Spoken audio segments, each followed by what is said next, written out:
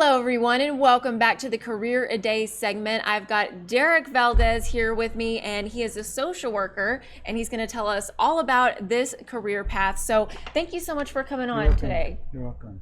And we're going to start with how did you get into social work? So I had back in 2008 I started because I knew several people within Child Protective Services, and I had just barely graduated college. And so they encouraged me to apply, and so I did. And then at that point, I was hired on for investigations for Odessa and the out counties of Odessa, Ector County. Okay, so yeah, I'm glad you brought that up. What are some of those day-to-day tasks that a social worker might run into? So it depends on the task or the program that a caseworker is in. We have different programs within the agency. My program that I'm under is Child Protective Investigations.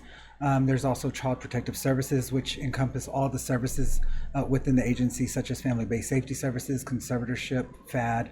And so each program has different tasks, different objectives that they need to complete on their job. Okay, so going into this, does someone need to be, caring, or do they need to have, kind of a guard up? What does that look like? So our workers need to be very empathetic, very understanding. You may have a bias, but when you're going into working with these families, the biases need to stay at the door, per se, because at any point, any of us could fall into hard times. Our families and children are just like us, and just like anybody else. It could be our family. So yes, you need to be sensitive and empathetic to the situations that you're going into.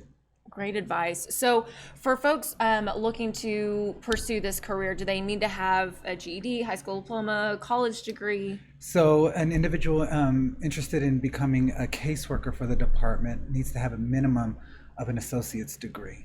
That includes the 60 hours of completed higher education. However, if they do hold an associate's degree, they must have meet the minimum requirements, which are, again, the 60 hours and have a minimum of 2-year social services experience. For anybody that holds a bachelor's degree or higher, they just need to meet the minimum requirements of the job. Okay, so if someone maybe is thinking down the road, they want to pursue this, they're maybe graduating high school right now, or they don't have those degrees yet, what can they do to kind of start this process? Well, if they have a high school diploma, and we have positions open as administrative techs or human service techs, those are vital positions within our department. They don't need to have a bachelor's or an associate's degree, but they provide support to our caseworkers. And so they are able to see what the job encompasses in positions like that. So if somebody is interested, they can apply for those positions.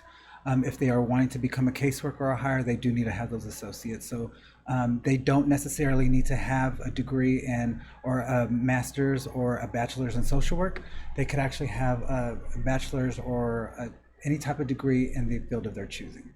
Okay, so a lot of options there, a lot of Correct. different choices. Let's talk about the salary range for each one of those. So for a caseworker, they begin around 3,000, mid 3,000 to high. And again, it's dependent on the experience and the qualifications of the caseworker or the applicant as well. And so those are our base pays for our positions coming into the department as a caseworker. Okay, good deal. So speaking of all those positions, are y'all in need of folks? We're always in need across the state for caseworkers, support staff. They just need to go on the website, on the Child Protective Services or website, just to ensure that we have those positions available. Okay, and they can find a lot more information Correct. now. Okay. A lot more information on the website. Perfect. Well, thank you so much for coming on. Is there any final thought or message that you want to share?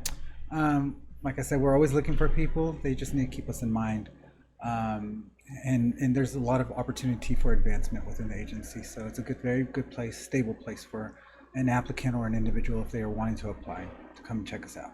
Perfect. Thank you again so much for all the information and for being here with us. You're welcome. Thank you. We'll see y'all next time.